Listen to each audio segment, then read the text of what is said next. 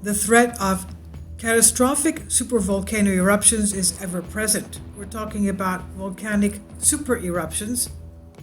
This is by Curtin University.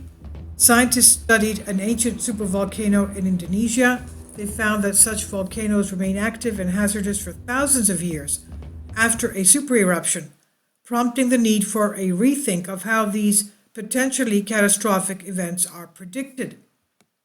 Curtin scientists, a part of the international research team that studied an ancient supervolcano in Indonesia, found these volcanoes remain active.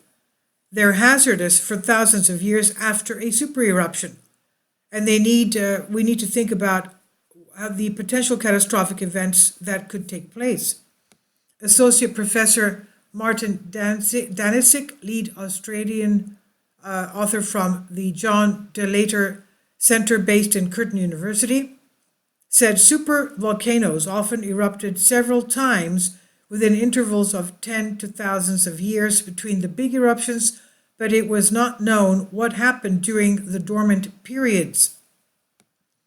Gaining an understanding, he said, of those lengthy dormant periods will determine what we look for in young active supervolcanoes to help us predict future eruptions.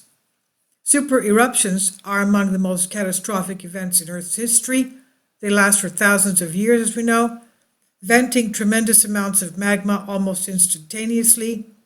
They can impact global climate to the point of tipping the Earth into a volcanic winter, which is an abnormally cold period that may result in widespread famine and population disruption, even an extinction-level event.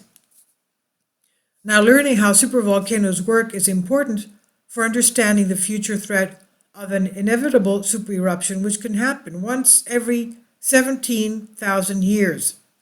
Now, the last supervolcanic eruption we had was the Taupo supervolcano of the North Island of New Zealand 27,500 years ago. So if he says it happens every 17,000 years, we're 10,000 years overdue for a supereruption. That's terrible. Now, the associate professor Danzig said the team investigated the fate of magma left behind after the Toba supereruption 75,000 years ago. Kindly support my Patreon account.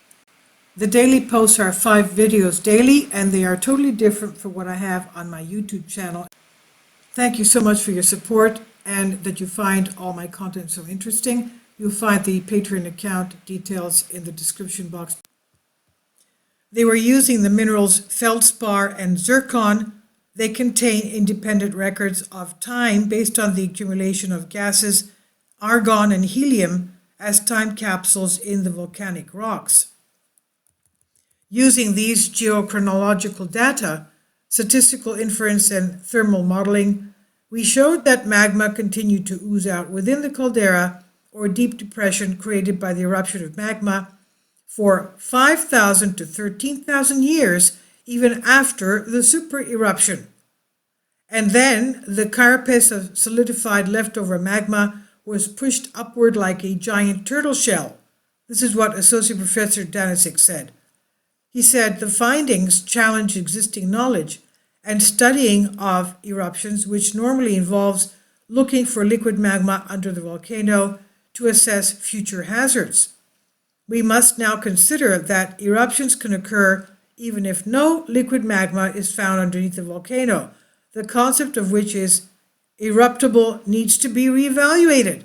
So this, what he's saying here is really, really significant and drastic difference from what geologists are looking at under supervolcanoes. We have about 21 in the world, not counting the one under La Palma that erupted 700,000 years ago, not counting the one under Scotland.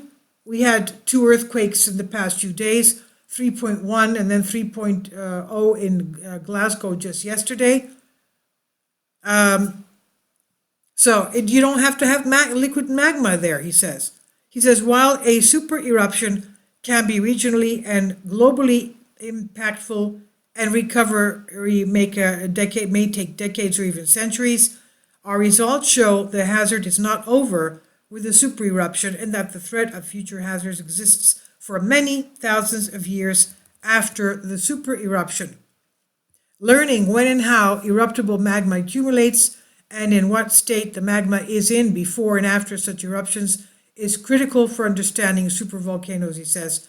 The study was led by researchers from Oregon State University and co-authored by researchers from Heidelberg University, the Geological Agency of Indonesia, and Dr. Jack Gillespie from Curtin School of Earth and Planetary Sciences and the Institute of Geoscience Research, Curtin's flagship Earth Science Research Institute.